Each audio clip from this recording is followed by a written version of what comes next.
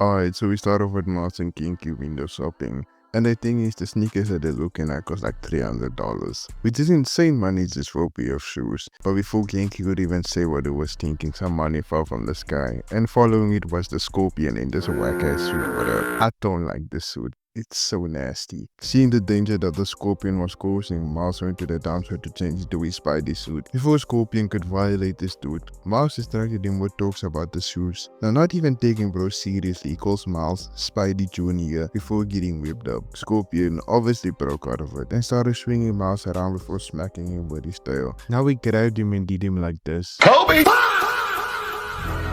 And I won't even lie, bro, Miles might develop some back issues at a young age. Scorpion, thinking everything was sweet, went in to try and end Miles, but bro got hit with the invisible Venom Blast combo. That combo did absolutely nothing cause Scorpion's suit was insulated, but that didn't stop bro from getting whipped up. Now he threw a trash can at Miles and got hit with the nastiest two-piece combo. It got so bad that even Miles asked bro to give up cause he was so sorry, and he wasn't even gonna do anything to Miles. Now someone interrupted the conversation by calling out to Scorpion, and that's when you see it was the Carnage minions all talking about Gargan. Now they surrounded the two, and Miles was not gonna let bro get backed up cause he needed to be put in prison. Miles being the hero took the attention away from him, but that was gonna be bad news for Miles cause now they wanted to kill him. Now this whole situation forced Miles and Scorpion to work together against the minions. Now they were actually inmates from Ravencroft, aka Marvel's Arkham Asylum. Ravencroft was also the place where they kept a serial killer named Dan Andrews. Now when Miles got close to him, he remembered the spiral cause it kinda looked familiar to him, and I think that might be the symbol of no. I might be wrong. But that aside, Miles didn't want to hurt them because they were still people, but Scorpion had other plans. Bro was moving deviously, it was on bad timing. Now he started giving the Carnage millions the belt, and Miles kept insisting that his way was way better. More and more of them started to show up, and it looked like they were gonna get backed up, but that's when Scorpion backdoored Miles, which was to be expected. Bro is a supervillain. Now someone pulled up and called Max stupid, cause they could have literally jumped him. Now when Miles turned around, we see it was Carnage posted up on the list or like we were gonna take a photo of him. Now bro was Carnage and he wasn't, but don't even worry about that cause all that matters is that bro wanted to assimilate with Mac. Bro hit Scorpion with the Get over here! and was planning to take bro's spine out, and that's when Miles pulled up with the Venom Blast to get him off of him. Now Miles hitting Carnage with the Chidori caused his other minions to scream out in pain, and that's when Venom pulled up coming to save Scorpion. Now he picked Mac up and started skedaddling with him, leaving Miles alone to deal with Carnage. Miles standing there surrounded was talking about, I alone will have to stop you before someone else gets hurt.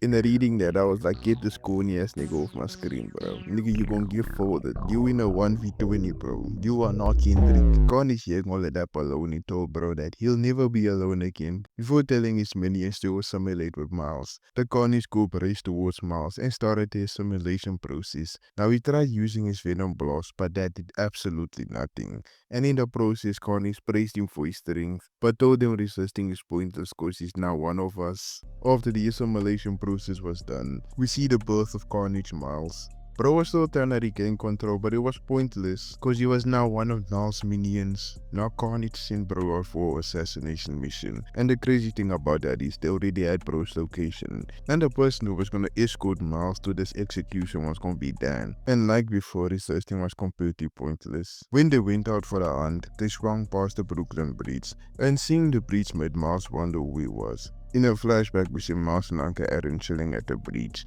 and that was the spark to make me remember that he was Miles Morales.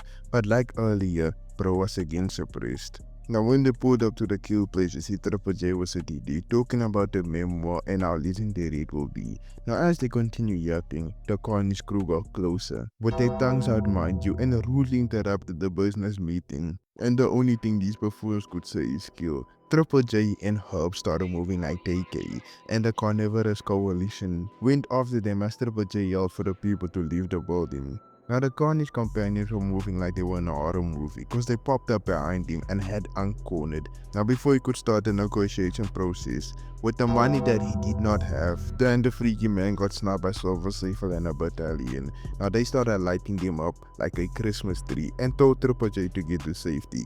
Now Unk was like, yes mommy. I'm so sorry, bro. Like, that was not even part of the script. I was just saying anything, bro. They started taking to Sable's forces, and Dan was cooking them, I won't even lie. All while Mars was having an existential crisis. And just like me, for so Sable, bro ran on all fours towards her. Bro swiftly disarmed her and forced her to pull out a lightsaber. Now they had a little anime battle, and she was low-key frying Mars, I won't even lie. Now that's when they started chopping the mess out of her. They were treating her like she was Maito. Now they was low-key putting her in a blender, and if I was there, that would not happen.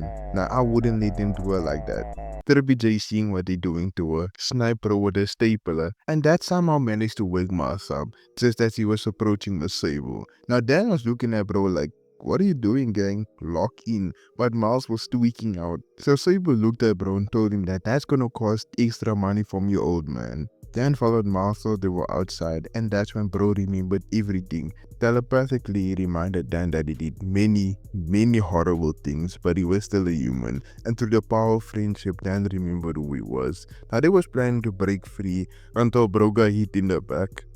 Pause. Now the person who shot Dan was the sexy Silver Sable, and she wasn't gonna let any one of them escape. And Triple J was talking crazy like he wasn't hiding a few moments ago. Like, Unc, we on to you, bro, stop chatting. Connie's Mars leaped toward her before disarming her for the second time, mind you. She tried kicking bro and completely missed. Then he proceeded to give her the Vidal treatment. If you know, you know. Bro went back after Trippy, and when he caught him, bro took a massive bite out of him. And look at Trippy's face, bro, he couldn't even believe what's happening to him. When Miles tasted Ank's body, he started tweaking out, and Jameson peeped that. Now the symbiote wanted to take over, but Miles was starting to fight back. He managed to charge up a Jidori and hit himself with it, causing the symbiote to jump off of him. Now Miles was finally himself again, and the symbiote started skedaddling. When Saber asked bro if it was good, he ordered her to get him to a hospital. I do not know why bro was talking to her like that, like his life is not literally in her hands. She tells bro to calm down cause he does not work for her.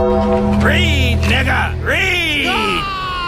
He's literally a case of valve communication, so he needs to calm his ass down. As they were talking, Dan woke up, and when Miles told him that he was free, bro cried him and told him that he wasn't fair because he also wanted to be free. Now the both of them went flying onto the next building, I think, but that doesn't matter because they safely landed into a pool. Dan started to swing at bro again, but he completely missed him. Luckily for Miles, no one got hurt in Dan's rampage, but using Kirin on himself was a bad idea. He and Dan got ready to scrap again, and they went blow for blow. Now going back to the Silver Savant, she managed to patch Jay up, and he asked if she ever considered becoming a bodyguard, but she told him that nah bro, you're not in my price bracket. Now while they were chatting, the symbiote was moving towards him, and he just simulated with JJ. Now after the process was done, bro wanted to kill too. Miles tried talking him down, reminding him that he was a serial killer, but that just confused Dan the man even more.